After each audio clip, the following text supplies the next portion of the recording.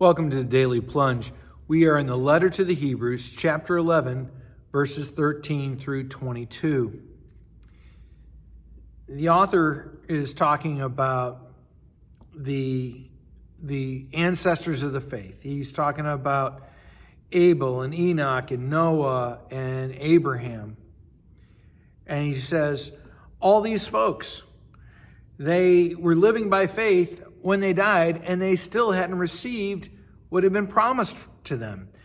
They did not see what they hoped for, because faith is the assurance of what is hoped for, and the certainty of what is not seen, right? Going back to the first verse. And then he picks up in verse 14. He said, these folks admitted that they were foreigners and strangers in this land, and that they were looking for a different place, a different homeland. Peter, in his letter, uses the language of strangers and aliens, and this picks up a lot of the same ideas. And the word that might be interpreted in your scripture as country, a better translation is the word homeland. And I think when you look at it that way, they were looking for a different homeland.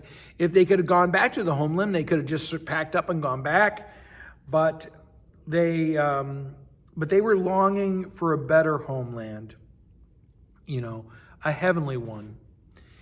And so the question for us is, are we citizens of another country? Are we citizens of that heavenly city?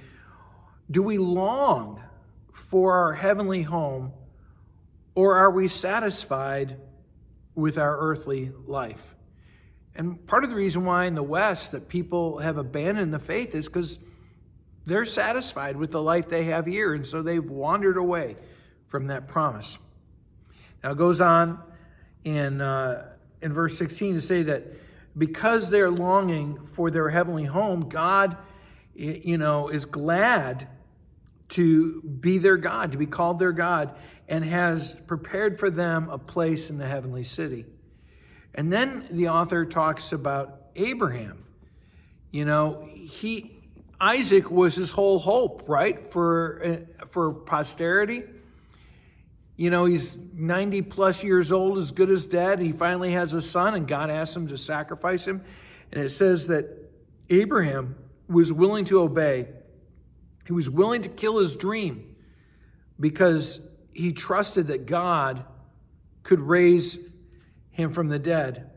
Talks about how Isaac, by faith, by trusting in God, he gave the blessings, the blessings that the eldest son deserved. He gave it to the younger son.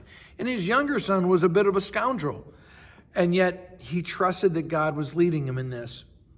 It talks about Jacob, how Jacob blessed all his sons, but he blessed Joseph's sons. Well, what does that mean, Joseph's sons? Well, Joseph's sons were Egyptian. And so what it's saying there is he was buying into the notion that that his people were going to be living in Egypt for a while. And then Joseph, he makes arrangements so that when he dies, his bones are going to be taken back to the promised land. By faith, they were looking forward to the future, is what the author is getting at. If you don't know the story of Abraham, Isaac, Jacob, or Joseph, it might be a good time to go back and read those stories in the book of Genesis. Well, thanks, my friends. Have a blessed day.